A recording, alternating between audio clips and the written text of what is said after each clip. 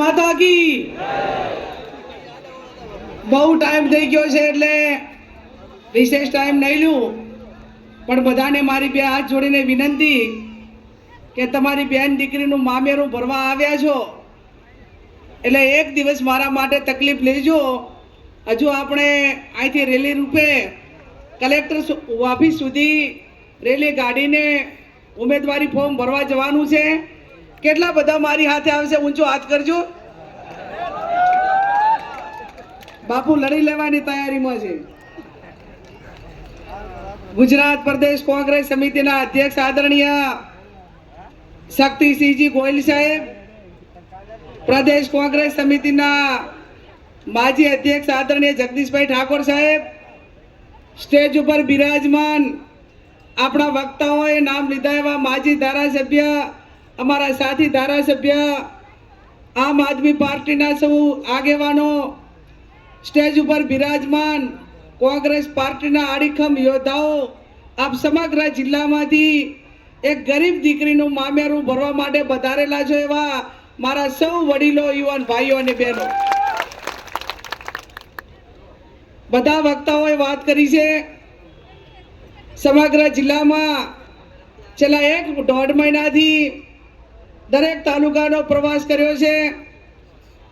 આમ તો મારા પોતાને ચૂંટણી લડવા માટેનો બહુ વિચાર નહોતો, પણ જ્યારે સમગ્ર જિલ્લા, અમારું કોંગ્રેસનું મોવડી મંડળ અને જિલ્લાના આગેવાનોએ જેણે પણ ટિકિટ માગી હતી એમને બધાએ સાથે મળીને સિંગલ નામ કર્યું કે બેન, હવે અમે પોતે ટિકિટ માગતા નથી, પણ સમયને સંજોગે તમારે ચૂંટણી લડવાની છે. ત્યારે મારા ભાઈ દિનેશભાઈ ગઢવી હોય, ભરતસિંહ વાઘેલા હોય, કાંતિભાઈ ખરાડી હોય, રાજુભાઈ જોશી હોય, તમામનો પણ હું હૃદયપૂર્વક ખૂબ ખૂબ આભાર વ્યક્ત કરું છું કે જેણે આજે મારું સિંગલ નામ મૂકી અને બનાસકાંઠાના લોકસભાના ઉમેદવાર તરીકે સમર્થન આપ્યું. આજે સમગ્ર જિલ્લામાં વિવિધ પ્રશ્નો સાથે જ્યારે આપણે ચૂંટણી લડી રહ્યા છીએ ત્યારે કોંગ્રેસ પાર્ટીનો જે ચૂંટણી ઢંઢેરો હોય, જનસંખ્યા જે SC ST OBC વસ્તી ગણતરીની વાત હોય, જૂની પેન્શન યોજના હોય, વૃદ્ધો માટેની પેન્શન યોજના હોય, મારા પ્લસના કંપનીમાં જેણે રોકાણ કર્યું હતું અને 2014થી જ્યારથી આ સરકાર આવી ત્યારે પ્લસના કસ્ટમરને પાછા નાણાં નથી મળતા એની વાત કરવાની હોય.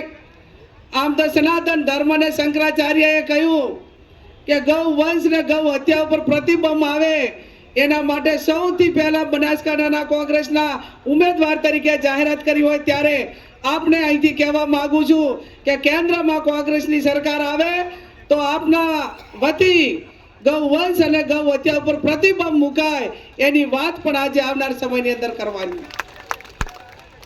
વડીલો, ઘણા બધા મુદ્દાઓ છે ત્યારે આશા વર્કર હોય, તેડાગર હોય, ભૂતકાળમાં જે જમીન માપણી ખોટી થઈ છે અને ખોટી માપણી પાછી રેગ્યુલર થાય એના માટેની વાત હોય, ખેડૂતોને પોષણ ભાવો મળે એના માટેની વાત હોય, નોકરિયાત માટે જૂની પેન્શન વીમા યોજના હોય, આદિવાસીઓને પોતાના અધિકારો આપવા માટેની વાત હોય, ત્યારે આવા મુદ્દાઓ સાથે આપણે ચૂંટણી ઢંઢેરો લઈને લોકો વચ્ચે જવાનું છે. આમ તો ભાઈ ગુલાબભાઈ અને ગોહિલ સાહેબે હમણાં આપણા અધ્યક્ષે વાત કરી.